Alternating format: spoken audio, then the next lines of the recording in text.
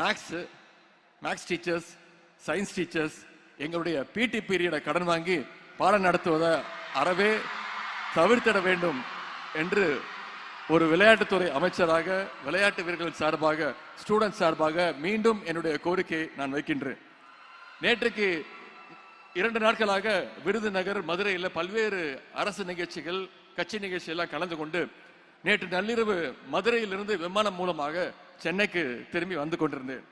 அப்பொழுதுதான் நான் கவனிச்சேன், என்னை விட 2 சீட்டு தள்ளி தான் தம்பி மனோஜ் அவர்களும் உட்கார்ந்துருந்தார். அப்போ கேட்டேன், எங்க சென்னைக்கா அப்படின்னு. ஆமாண்ணா, நானும் சென்னைக்கு தான் வரேன். நாளைக்கு நேரு ஸ்டேடியத்தில் நடக்க போற அந்த நிகழ்ச்சியில நானும் கலந்துக்க போறேன், பேச போறேன் அப்படின்னு சொன்னார். எனக்கு அவ்வளோ மகிழ்ச்சியாக இருந்தது. திறமை இருந்தால் போதும். திறமையாளர்களுடைய வாழ்க்கையை மாற்றிக்காட்ட நம்முடைய அரசு எப்பொழுதும் தயாராக இருக்குது என்பதற்கு தம்பி மனோஜ் ஒரு சிறந்த எடுத்துக்காட்டு. இந்த விழாவுக்கு நிறைய ஆசிரியர்கள் வந்திருக்கிறீங்க, ஸ்டூடெண்ட்ஸும் வந்திருக்கிறீங்க. நான் அடிக்கடி ஆசிரியர்களிடம் வைக்கக்கூடிய ஒரே கோரிக்கை இது மட்டும்தான்.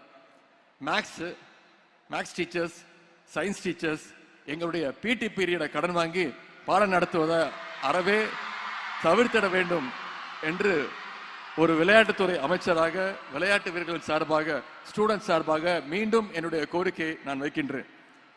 இந்த நேரத்தில் ஒன்னே மட்டும் நான் சொல்லி நிறைவு செய்ய விரும்புகின்றேன். பேரறிஞர் அண்ணா அவர்கள் ஒரு முறை சொன்னார்கள். அண்ணா சொன்ன வார்த்தை, நான் முதலமைச்சரான பிறகு 3 காரியங்களை தமிழ்நாட்டுக்காக, தமிழ் மக்களுக்காக செஞ்சிருக்கிறேன். தமிழ்நாட்டுக்கு தமிழ்நாடுன்னு பெயர் சூட்டி இருக்கிறேன்.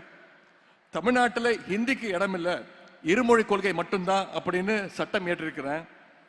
சுயமரியாதை திருமணத்திற்கு சட்ட அங்கீகாரத்தை வழங்கியிருக்கிறேன். இந்த 3 விஷயத்தை நான் தமிழ்நாட்டுக்காக செஞ்சிருக்கிறேன். எனக்கு பிறகு ஆட்சிக்கு வரக்கூடியவர்கள் இந்த 3ஐயும் மாற்ற நினைத்தால் அவருடைய மனசுல ஒரு பயம் வரும், ஒரு அச்சம் வரும். அந்த அச்சம் வரும் போதெல்லாம் இதையெல்லாம் மாற்றிவிட்டால் மக்கள் நம்ம என்ன செய்வார்கள் என்கிற அந்த பயம் வரும்.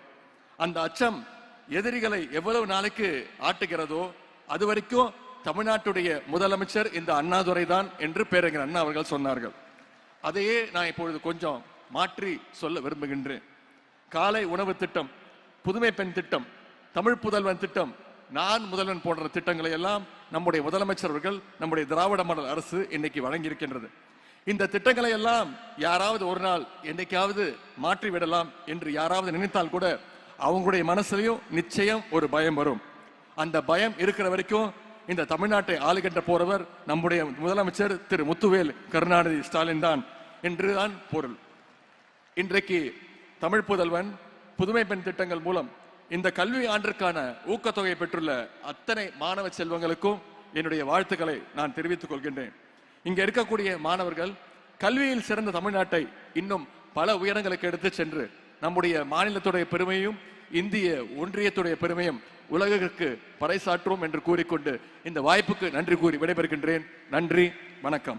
பிளே ஸ்டோர் மற்றும் ஆப் ஸ்டோரில் இருந்து பாலிமர் செயலியை QR கோடு மூலம் பதிவிறக்கம் செய்யுங்கள்.